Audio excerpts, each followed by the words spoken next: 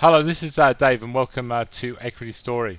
I'd just like to go have a quick look at the ASX 200. We had a great, obviously, a bit of a relief rally today. It looks like potentially they've dropped the charges against Clinton, and obviously, it's really, I think, given her the door to the White House. However, it's all not over yet, and we're looking around and we're looking at lots of stocks we like and what we do. Do we sell the gold? I don't think the story's over yet. So maybe tomorrow we'll have a better idea. And certainly, I think it's looking good for Clinton, which will be good. Definitely should on the sort of short term for the markets, which is obviously going to be great for equity story, generally speaking, with obviously all the companies we've got. And it's even better because the market has pulled back, like we said it potentially could be.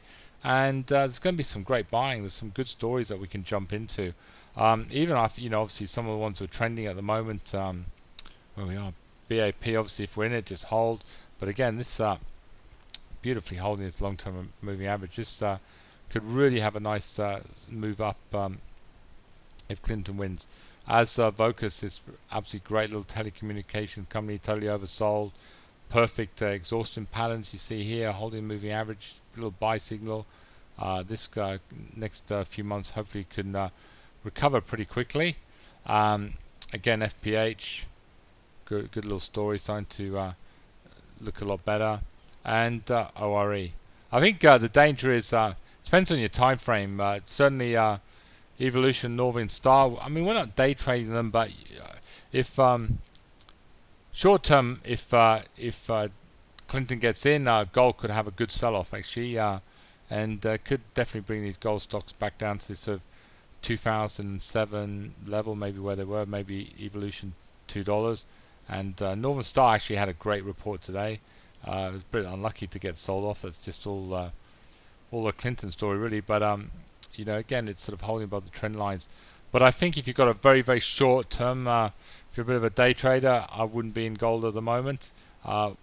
We still like these stories. We still understand that, although, if Clinton gets in, everyone's going to relax and gold could go down.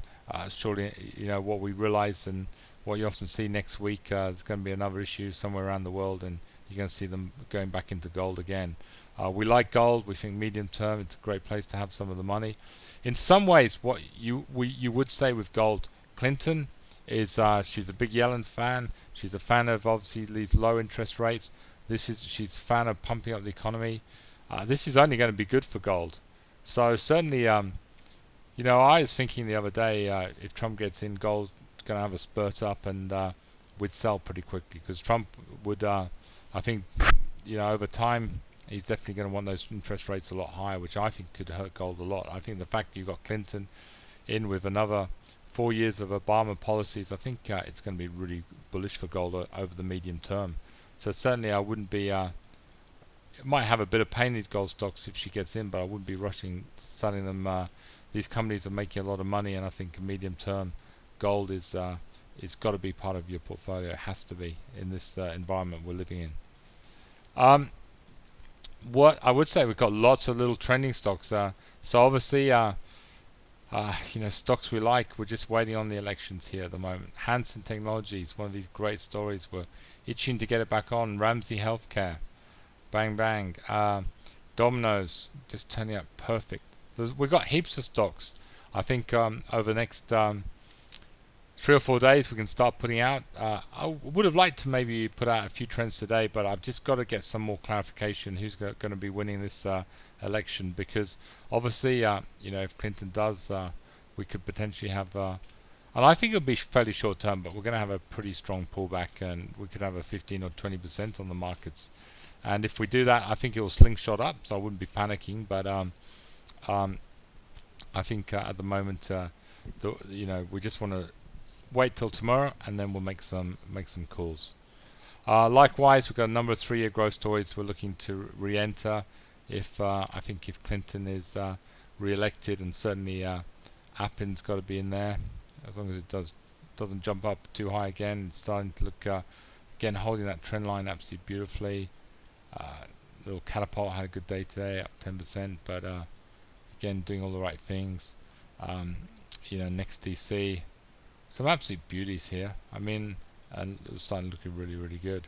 And then there's a whole heap of other 3-year growth stories that obviously if you're not in, you should certainly be taking a look at. And obviously some of the one today put a fantastic presentation out at GTK. I think it's just going from strength to strength, this company, looking very, very good.